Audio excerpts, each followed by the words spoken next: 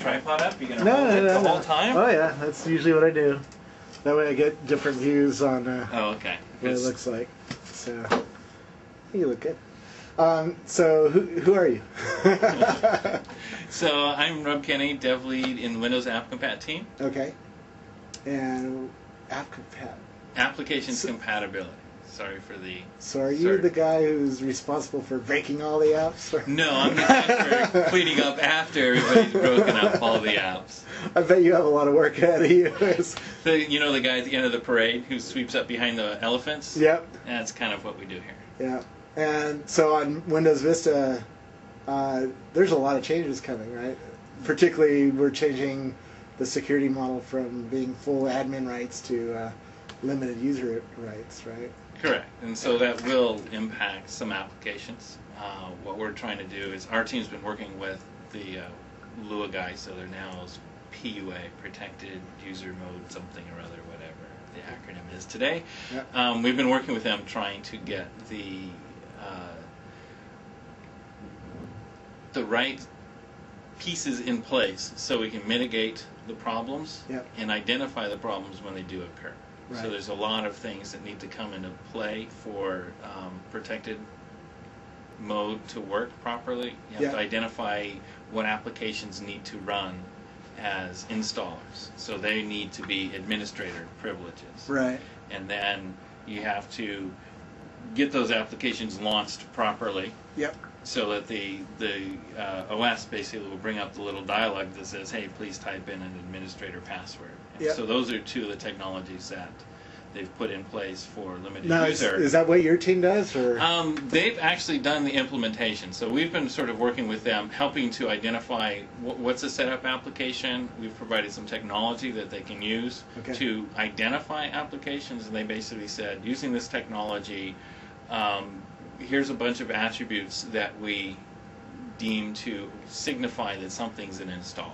Right. So does your team, because we just interviewed Chris Jones, right, Vice President up there, and he told us about some of the work that some parts of his team are doing to shim apps so that, some apps ask what version Windows are we on, and we're not on the right version of Windows, so we'll just shut down and not work.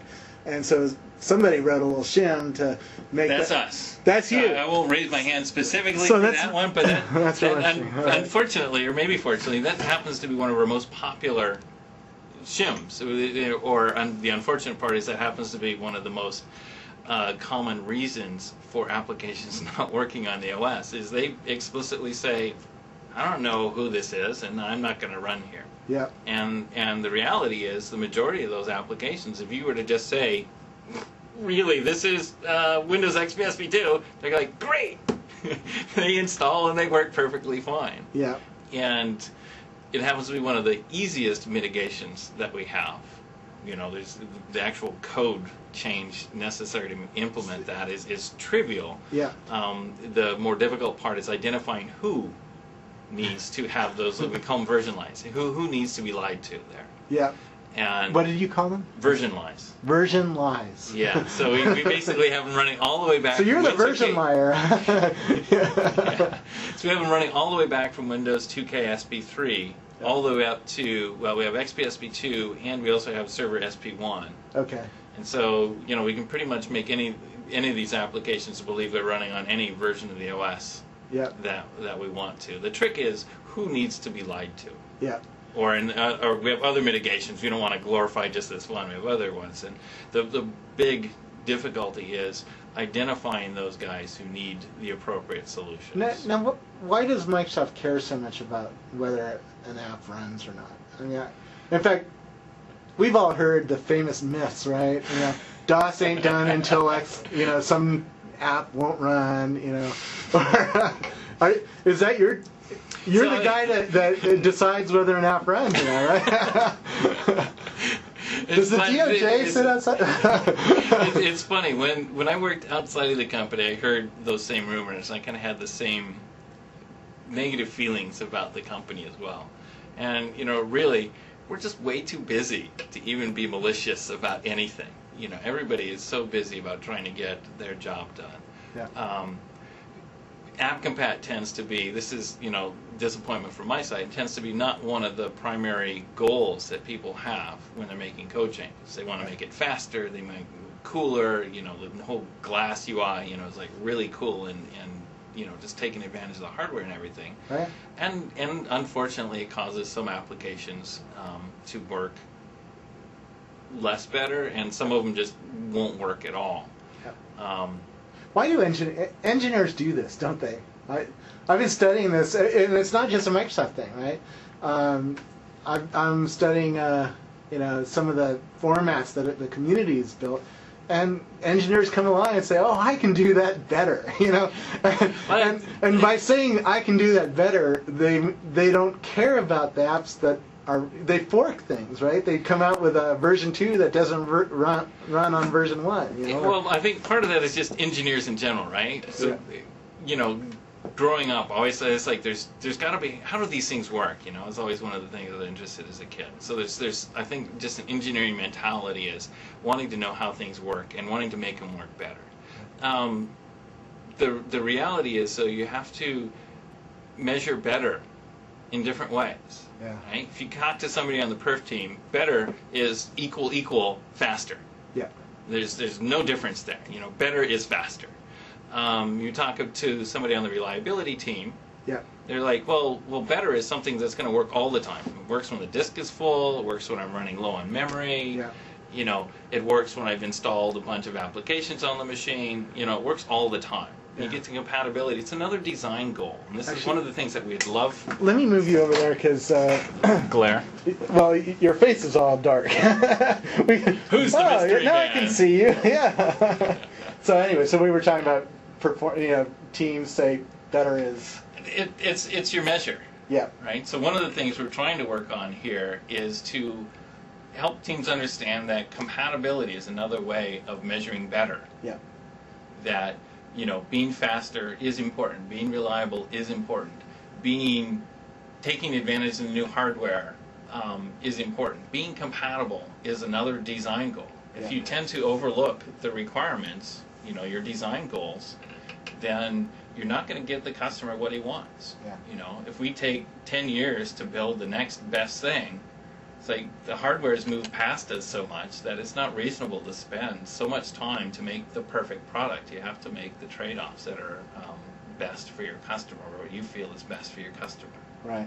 And so why is it important to Microsoft? It's important to our customers. They're the ones who have to, if they get a new OS, have to go out and buy new software if it's not compatible. Last thing I want to do is, spend $1,000 on a new computer and then have to drop another $1,000 on replacing every one of my applications. Yeah.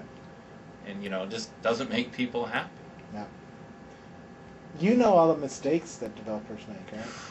Oh, don't get me on that one.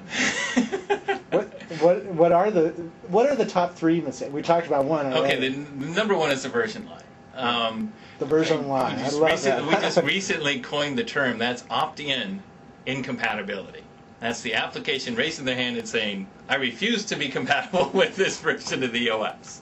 Right? The version number is going to change, obviously, between every OS release. So it's not like that's something that's going to surprise somebody. Yeah. Let's see, I'm trying to remember. I've got this speech ready for PDC, and it's actually the top 5 ways of ensuring your application won't work. Okay. It's a bit tongue-in-cheek. I'm only asking for 3. The next OS. So the other 2, you got to go to the PDC. So, depending on how I'm feeling, sometimes it's developer bugs. Okay. Bugs in the application that get exposed, and times, unfortunately, it's things that we've changed in the OS. The version thing is, yes, we've changed the OS number, but you can also look at it. Yes, this application isn't checking the version number properly or making incorrect assumptions about what that is. Yeah. Another common issue is people playing around in the registry. So, you need to find some value, so you just bring up regedit and then, hit Control F and search for something until it comes back. Oh, here's a match. Oh, this is how I get the directory for the program files. I just read this registry key. Yeah.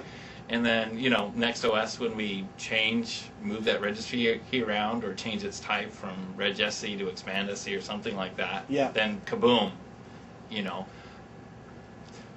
Microsoft, we can do a better job of documenting how to find those things. Yeah. And you can also just point fingers at the developers and say, you shouldn't have done that. Yeah.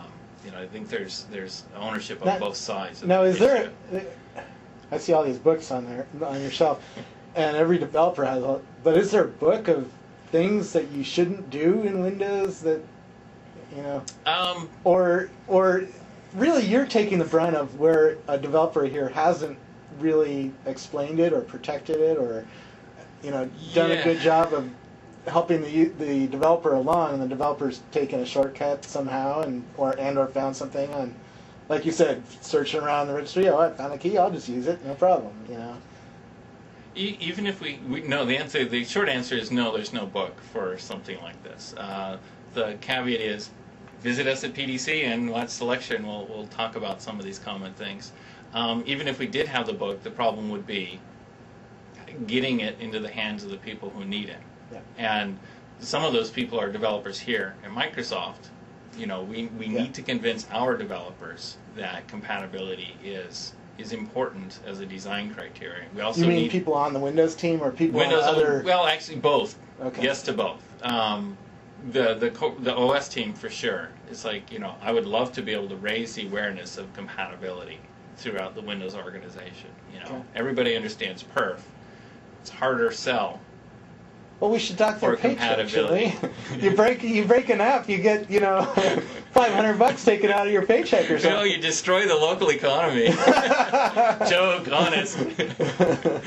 Most apps work. Yeah.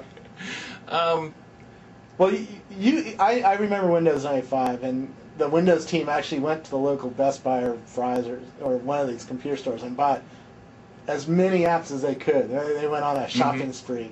Are you going to do that with Windows Vista? Do the same thing and go and download thousands of apps and try out all sorts of apps to make sure that they don't break? So we're not limited. Well, the thousands, no, but we currently have like 600 applications that we continuously test, and we're using those as sort of the benchmark of the OS. So it's not that we're trying to fix only those 600 applications. We're more of trying to use those 600 applications to find out what the incompatibilities are in the OS, and then say, hey, this area has this problem. Let's fix the problem.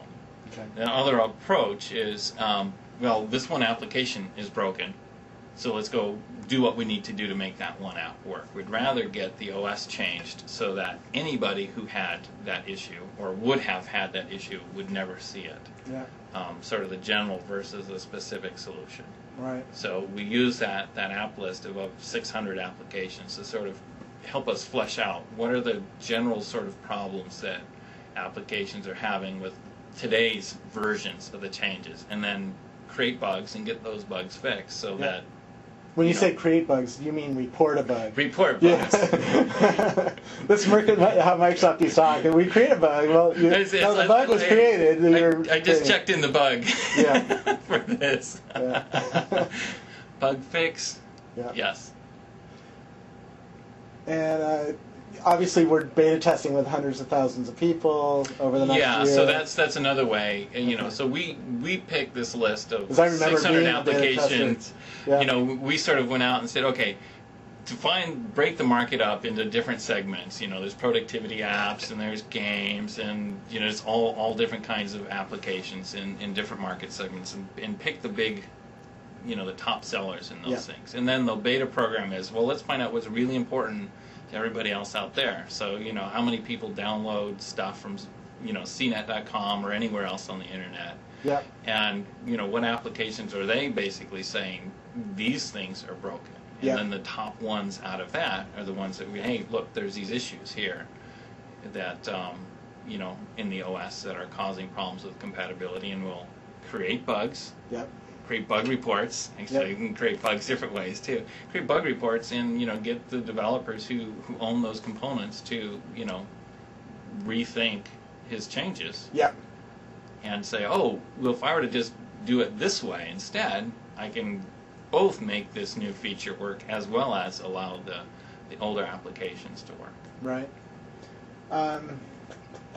What else do I need to know about your job? So.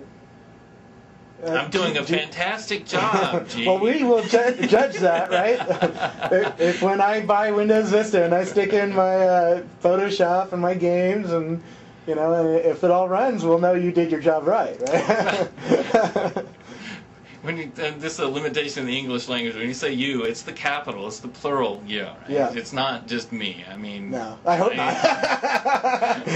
Right. I keep saying you, and it's like, man, I'm the most important guy in the old OS. No. And I mean, there's a lot of people. There's like, Raymond Chen talks about it. And do you work with Raymond? Because he writes on his blog about some of these old historical issues of fixing some of these, making sure things run, and how hard it is actually. So there are developers throughout the OS division that have heard the compatibility story and have basically understand the importance, and so it's like, well, I don't work with Raymond Chen daily. We cross paths and have a lot of common interests in the compatibility area. Yeah. But back to the thing is like, what else? There's a lot of people on this team that do a lot of hard work. The testers, there's 600 apps, and so there's a lot of people who've automated those apps, and that's a big amount of work. And I just want to, acknowledge that. There's a lot of effort that our whole organization puts in to testing for compatibility, trying to ensure it. There's other developers on this team, whose jobs are to put diagnostics into the OS, so that if an application has a problem, we can identify that and maybe send a report back to Microsoft. And so now it's like, hey, here's another channel for information saying there's these applications that are experiencing problems. Right. And then we're also putting tools together for the corporations. So they're basically saying, well, I've heard about this Windows Vista. Yep. What's it going to cost me to move over to this platform? It's like, I know how much it costs to buy, 100,000 copies for all of my, desktops. Yeah. But some of my apps aren't going to work. You're not going to, guaranteeing 100% compatibility. How do I find out? Yep. And we even have, tools to go in, so they don't even know what applications they have. Wow. Deployed throughout their corporation. And so we've put together this toolkit, the Application Compatibility Toolkit. Step one of that is, let's go identify as best as we can what applications are installed on all of the machines in a corporation. Wow. Collate all that information into a database. Yep. And now we can start answering questions like, which of these applications we know have problems? Yep.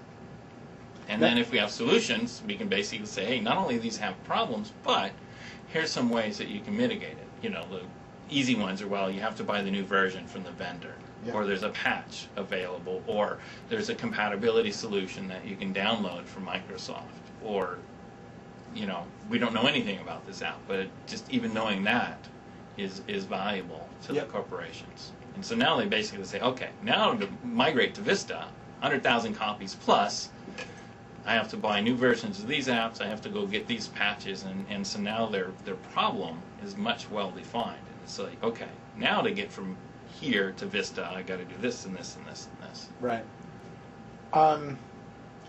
Let's say I'm a beta tester and I find an app that doesn't run on like beta 2. When I get beta 2, hopefully later this year or early next year, where should I report that? Should I report that? Now, if I'm a technical beta tester, I have a newsgroup to report that to. But if I get a copy from my friend, or or I downloaded it from MSDN Universal, is there a place you hang out in to watch for new reports of weird apps? No, unfortunately, the beta program's handled by another group, and so they're the ones that hand out all the disks and who's in or out or on or off the list, I suppose. So I don't have a place where I hang out to help with compatibility issues. Usually what happens is the bug reports come in, they'll get collated, and then when you reach a certain threshold of reports from customers, then our test teams will bring it in and try and acquire the app and reproduce the problem. Right. And then ultimately it ends up in our team, not necessarily me specifically, but what is the issue, and then so our whole organization gets all of these bugs funneled into us. Yep. And then it's our job to push them out to the rest of the Windows organization and help them or get them to mitigate the solutions. Right. So there's probably a page where you click on a link and send a report for people. If there's, and this is hard to understand because I've been on the Windows betas for a long time. I was on the NT1 beta and the Windows i5 beta, but there's different kinds of betas. There's a technical beta. We should talk to that team who hands out these disks because you're right. And some people get builds every and the thing is, the important thing is report the issues. It's not like they just go into a big black hole that everybody ignores. Yeah. I don't know how large the beta program is, but it's huge. if you're the only one that finds this one problem in this one app that only 10 people in the world have ever run, chances are, it's not going to be something that we're going to address specifically, but it's the accumulation of information. Yeah. The more people that test this out and run different apps, the more results that we get in. We're going to find the ones that are most important to the majority of our customers.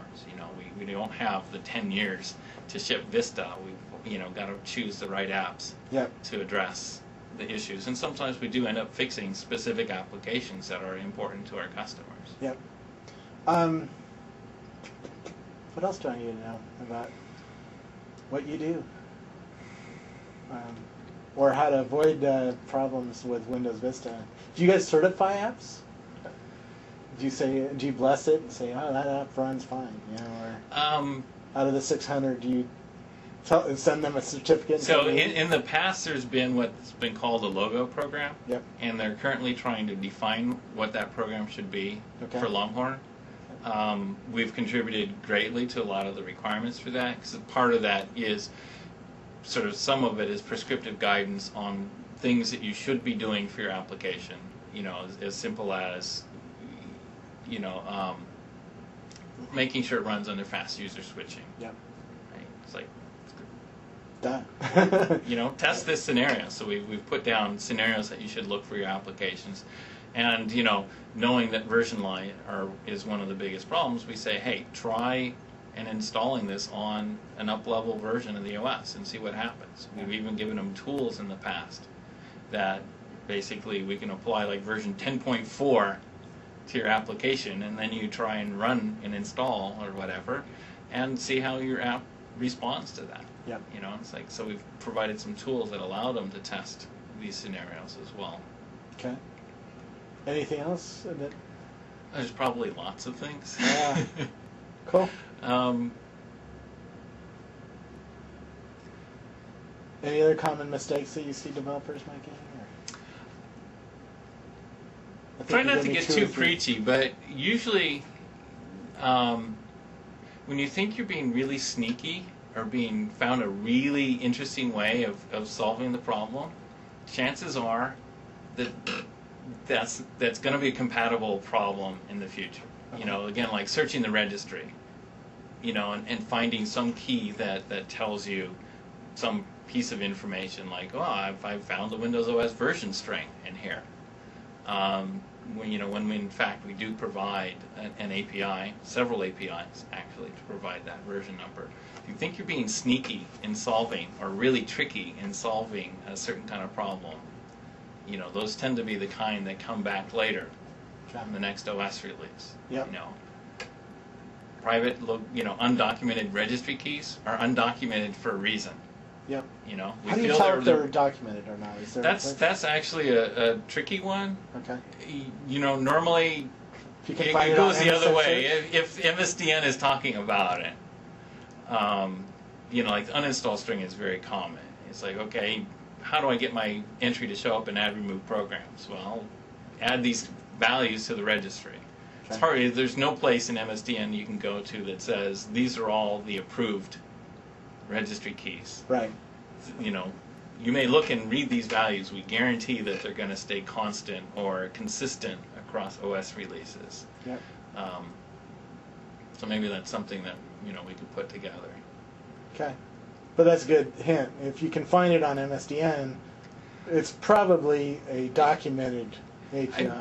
And if you can't find it there, that should make it work. Certainly for the registry keys. Okay. You know, it's like there's a lot of keys out there, and so, you know, if you're going to use one, search for it, and if MSDN shows up, because Google might, or MSN search might bring up a lot of other interesting results, but, you know, we make certain assumptions. You know, if we've documented the key, we make the assumption that people are using it, and we should be pretty serious about any thoughts of changing those keys. Yeah. If we haven't documented, we kind of consider them to be private, and we're much more apt to go ahead and change it. Yeah. And other common mistakes, and sort of summarize them, pull up the speech in my mind. Yeah. Version lies is number one. Registry is common. I need to review my slides.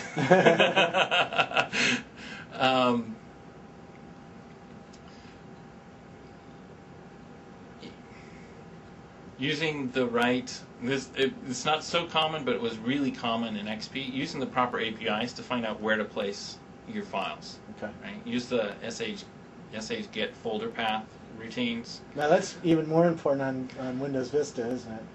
It'll be as important for going to Vista as it was going from Windows 95 to Windows XP, because we are changing the locations of things. My documents and settings is passé. Now it's being renamed to users. They're also rearranging the directory structure. So if you said get the path to this one directory and then go .. to get to my documents, you know, that's not a safe assumption. That's another one of those things. I'm being kind of tricky in trying to find it. Yeah. You know, there's, you know, a whole CSIDL devoted for pretty much any one of those directories that we need to be storing items. Right. And I guess, you know, just sort of the caveats for sort of, you know, Lua coming out in the future is, you know, you don't have free reign over every registry key and file system anymore. Yeah. So, you know, a lot of this isn't new. It's just that what's new for Vista is we're more of enforcing it. Because you can, you know, have all of these very same issues in Windows XP. I think Chris was talking about read-write. Some apps expect to see read-write into the registry, or... A lot of applications believe they can, you know, modify anything in HKLM at their whim. Okay. You know, two poor assumptions there. First one is that they can modify anything in HKLM they want, and the second one would be that they actually have the permissions. Just because most people have been logged in as administrators, they've, you know, had the permissions to go in and modify HKLM, not necessarily modify, but just add new keys there. Yeah. And the same thing, program files is meant to be sort of an administrator-only directory. Yep. And, you know, it's very common for applications to drop things, especially like when they're updating themselves. Oh, I need to go modify all my files. I'm running as, well, Rob Kenny, and so come Vista, I might not have permission to do that anymore. And these aren't new. Right? I can go and set up Windows XP and test that environment out today. How does my application react to me not having administrator privileges? Yeah. It's just what's new is we're kind of forcing it as, you know, we changed the default. Change the default, you know, just sort of tightening it down. So we're trying to, in this case, you know, we're trying to do what's best for our customers. Yeah. You know, trying to make their computers safer and less susceptible to being taken over by, you know, malicious or virus or whatever. Hackers or whatever. Yep. And, you know, in this case, you know, protecting our customer is paramount. And, you know, it's hard for me to say being in app compat, but, you know, we're willing to take a hit in compatibility because we know the right thing to do for the customer is to make them feel safe. Yep. My data should be my data, and it shouldn't be, you know, provided to everybody out there in the world. Yep. My computer should be something that I can feel safe to use and not be scared that, you know, I'm going to end up becoming an email server. Yep. Exactly. I agree with that totally. But it shows you the tension behind, you know, the world has changed. It's therefore, the OS must change. But and the engineer says, "Hey, I got to change this, and I'm sorry." If I were to just put my compatibility hat on, Lua is a bad feature. Yeah. But if I put my Microsoft hat on, it's mom's hat. Mom's hat. I don't know. It depends how many apps she has to rebuy. But and it's definitely a good thing. Yeah. And it's hard to argue, but it comes back to what I said a little earlier about the design trade-offs, right? One of the design goals that we figure out as engineers is, is this safe for my customer? Yeah. So you now have performance and reliability and security and compatibility. There's all kinds of abilities that oftentimes have competing desires. Yeah. And finding the right mix and what the customer wants is the important thing. Yep. Well, thanks for spending a little bit of time and trying to explain what you do. And hopefully we won't have to see you too much in the next year, right? The invisible man, the downside of I don't know what the downside, but when I do my job right, nobody notices. Yeah. If I don't do my job right, that's when I get a lot of attention. Yeah. So hopefully you don't get very much flashy. Hopefully you don't get very much attention over the next year and a half, right? So, well, thanks for sharing what you do and letting us know how to write our apps so that they don't get on your radar screen. So, thanks. Hopefully it helps. Yep. All right. Thanks.